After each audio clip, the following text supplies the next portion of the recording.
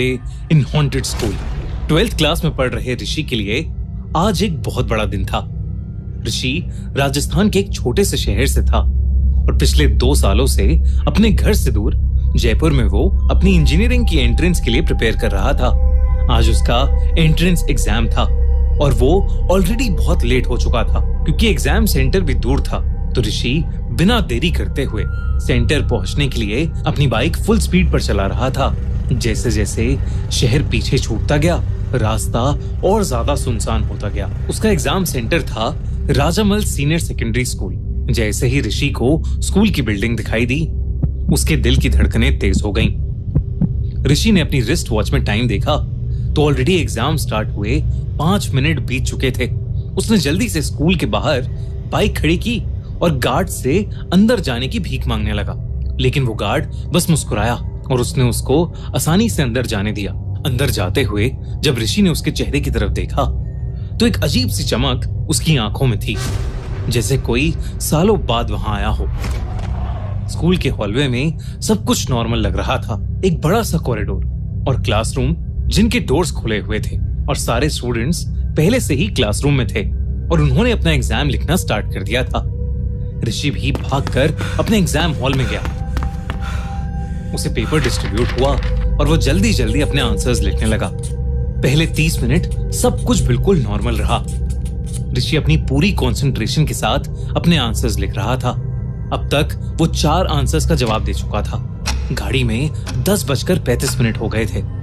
5th answer लिखते ही जैसे ही उसकी नजर सामने खड़ी टीचर पर गई, वो अचानक से घबरा गया क्योंकि वो टीचर उसे बड़े अजीब तरीके से घूर कर देख रही थी। पर ऋषि ने उन पर ध्यान न देते हुए वापस अपने एग्जाम पेपर पर लिखना शुरू कर दिया, लेकिन उसे कुछ बहुत अजीब दिखा। उसने देखा कि अभी अभी जो 5th क्वेश्चन का आंसर उसने लिखा था वो आंसर शीट पर था ही नहीं। आंसर शीट में अभी भी आंसर नंबर 4 ही था, उसके आगे कुछ नहीं। ऋषि को कुछ समझ नहीं आया।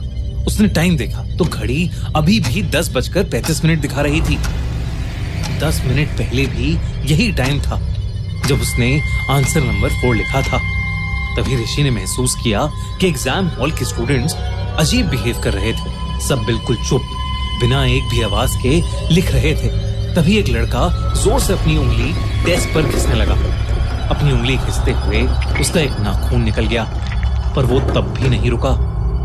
ये देखकर ऋषि को कुछ समझ नहीं आ रहा था क्योंकि जहां वो लड़का रुक ही नहीं रहा था, वहीं बाकी सब, यहाँ तक कि एग्जाम टीचर भी उस लड़के की तरफ नहीं देख रही थी।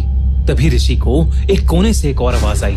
उसने मुड़कर देखा तो एक लड़की बिना रुके पागलों की तरह अपने एग्जाम बोर्ड को अपने सर पर मार रही थी।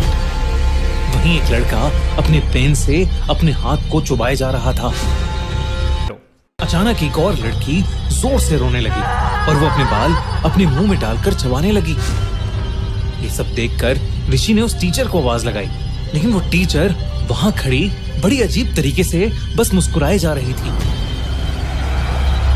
ऋषि को कुछ समझ नहीं आ रहा था कि उस एग्जाम हॉल में चल क्या रहा है। अचानक उस एग्जाम हॉल में कहीं से धुआं आने लगा। ऐसा लग रहा था जैसे किसी के सड़ते हुए मांस की बू हो। ऋषि ने जब धुएं की तरफ देखा तो उसे दिखा कि एक लड़की की शर्ट जल रही है। देखते ही देखते एक और लड़का अचानक से चिल्लाते हुए अपने हाथों से अपने आप को पागलों की तरह नोचने लगा, जैसे वो जल रहा हो। जिसके बाद वो रोते हुए चीखने लगा, मुझे यहां से निकलने दो। ऋषि ने देखा कि जो लड़की उसके ठीक सामने बैठी थी, उसके हाथ अपने आप लाल हो रहे थे, जैसे किसी ने उस पर तेजाब डाल दिया हो। वो टीचर जो पहले नॉर्मल थी, सब कुछ चुप होने को कहने लगी और तभी उसकी आंखें एकदम से सफेद पड़ गईं। उसने जबरदस्ती अपने हाथ से अपना मुंह चीर दिया, जैसे वो अपनी जलती हुई चमड़ी उतार रही हो। ऋषि ने जब ये सब देखा तो वो डर के मारे सुन्न पड़ गया था। उस टीचर का चेहरा कुछ ही पलों में पूरी तरह जल गया था और उसके चेहरे की हड्डियां दिख रही थीं। देखते ही देखते वहां मौजूद सारे स्टूडेंट्स ने आग पकड़ ली। सारे स्टूडेंट्स दर्द से कर्राते हुए चिल्लाने लगे। सबका शरीर जलने लगा। और देखते ही देखते वो अंगारों और धुएं में बदल गए। पूरे रूम में सिर्फ जलते हुए मांस की बदबू थी और धुआं ही धुआं। ये सब देखकर ऋषि का रोना छूट गया। वो उस एग्जाम हॉल से किसी भी तरह बाहर निकलना चाहता था, लेकिन जैसे ही वो वहां से भागने के लिए उठा, किसी ने उसका पैर पकड़ लिया। जब उसने नीचे देखा तो वहां उन सभी स्टूडेंट्स की जली हुई बॉडीज पड़ी थी और उनमें से एक हाथ ने ऋषि का पैर पकड़ा हुआ था। ऋषि ने किसी तरह हिम्मत जुटाई और वो अपना पैर छुड़ा के चीखते हुए उस कमरे से बाहर भागा। जैसे ही वो बाहर निकला, ऋषि को ऐसा लगा कि उस क्लासरूम में कोई बम फूटा हो। कुछ देर बाद बेहोश ऋषि उस स्कूल के एक मेल टीचर को दिखा। वो एक बंद क्लासरूम के बाहर पड़ा था। उसे फौरन स्कूल के मेडिकल रूम में ले जाया गया। कुछ ही देर में ऋषि को होश आया और उसने उस टीचर को अपने साथ हुआ पूरा हादसा बताया। और तब उस टीचर को लगा कि ऋषि एग्जाम ना देने के लिए एक मनगढ़ंत कहानी बना रहा है। उस टीचर ने बताया कि ऋषि कभी अपने एग्जाम रूम में गया ही नहीं और जिस रूम की वो बात कर रहा है वो पिछले कई सालों से बंद पड़ा है। ऋषि को विश्वास नहीं हुआ तो वो मेडिकल रूम से निकलकर उसी रूम में वापस गया और वाकई उस क्लासरूम में सच में ताला लगा हुआ था। ऋषि को लगा कि उसने शायद कोई बुरा सपना देखा है और वो मायूस होकर स्कूल से बाहर निकल ही रहा था कि उस स्कूल गार्ड ने उसे कुछ ऐसा बताया जिसे सुनकर ऋषि के होश उड़ गए।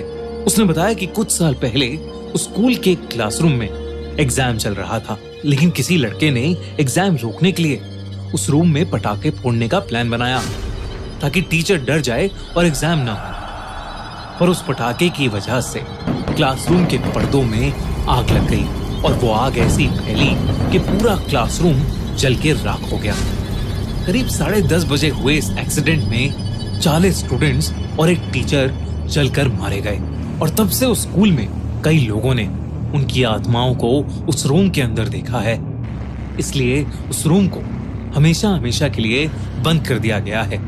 ये सब सुनने के बाद ऋषि शॉक था, लेकिन उसे समझ आ गया था कि उसके साथ जो भी हुआ है वो कोई सपना नहीं था, बल्कि वो उस दिन शायद मौत के मुंह से बचा। हम होप करते हैं कि कभी आपके एग्जाम्स में ऐसा कुछ ना हो और आपके सारे एग्जाम्स बहुत अच्छे जाएं। Wish you all the very best. और ऐसे ही दिल दहला देने वाली स्टोरीज के लिए खूनी मंडे चैनल को सब्सक्राइब करना मत भूलना।